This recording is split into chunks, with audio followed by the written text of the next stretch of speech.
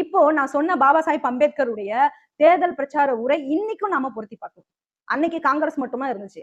அதனால அந்த உரை காங்கிரஸ்கான உரையா இருந்துச்சு. ஆனா இன்னைக்கு காங்கிரஸும் இருக்கு, பிஜேபியும் இருக்கு, திமுகவும் இருக்கு, அதிமுகவும் இருக்கு. ஆக எல்லா கட்சிகளுக்கும் பொருந்துற மாதிரி தான் இன்னைக்கும் பொருந்துற மாதிரி தான் அந்த உரை இருக்கு. அப்போ எல்லா கட்சியிலும் நம்முடைய பிரதிநிதிகள் ஒரு அடிமையா தான் இருக்கிறாங்க. இருப்பாங்க அப்படிங்கிறத இன்றைக்கும் அவருடைய பேச்சை படிக்கும் பொழுது நமக்கு உறுதியா தெரியுது இல்ல. எல்லா விஷயத்தையும் நம்முடைய நலன்கள்ல இருந்துதான் நாம பார்க்கணும்னு அவர் தெளிவா சொல்லிட்டு போயிருக்கிறார். அந்த தேர்தல் பிரச்சார உரையில அவருடைய பிரச்சாரம் என்ன?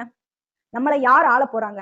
பிராமணர்கள் ஆள போறாங்களா? சூத்திரர்கள் ஆள போறாங்களா? பட்டியலினத்தவர்கள் ஆள போறாங்களான்னு அன்னைக்கே கேள்வி எழுப்பியிருக்கிறார். இன்னைக்கு வரைக்கும் தமிழ்நாட்டுல பட்டியல் சமூகம் ஆண்ட ஒரு வரலாறு இருக்கா? பட்டியல் சமூகம் ஆட்சி அதிகாரத்தை கைப்பற்றின ஒரு வரலாறு இருக்கா?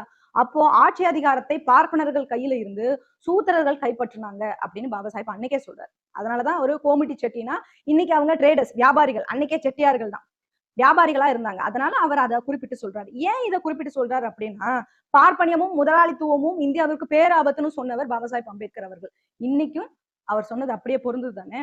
இன்னைக்கு தேர்தல் அரசியலே கார்பரேட் மயமா தானே மாறி இருக்கு. அன்னைக்கு காங்கிரஸ் இந்தியா முழுக்க ஆண்டாங்க, இன்னைக்கு பிஜேபி ஆண்டுகிட்டு இருக்கிறாங்க. அதே போல இன்னைக்கு சூத்திரர்கள்னு சொல்லப்படுகிற திராவிட கட்சிகள் தொடர்ச்சியா 70 வருஷமா ஆண்டுகிட்டு இருக்காங்க. இத்தனை வருஷத்துல நம்முடைய அதிகாரமோ நம்மளுடைய ஆட்சியோ இன்னைக்கு வரைக்கும் முழுமையா நமக்கு வரல தானே. ஆனா பாபா சாஹிப் அம்பேத்கர் அவர்கள் அன்னைக்கே ஒரு தனி அமைப்பு கட்டி காங்கிரஸ்க்கு எதிராக தேசிய கட்சியை கட்டமைச்சிருக்கிறார். அன்னைக்கு பெரிய இந்துத்துவ அமைப்புகள்னு சொல்லப்படுகிற பிஜேபியோ அல்லது அதுக்கு முன்னாடி இருந்த ஜனசங்கமோ ஆரிய சமாஜமோ அல்லது சின்ன சின்ன இந்து அமைப்புகள் இவங்க எல்லாமே சின்ன சின்ன குழுவா தான் அன்னைக்கு இருந்தாங்க.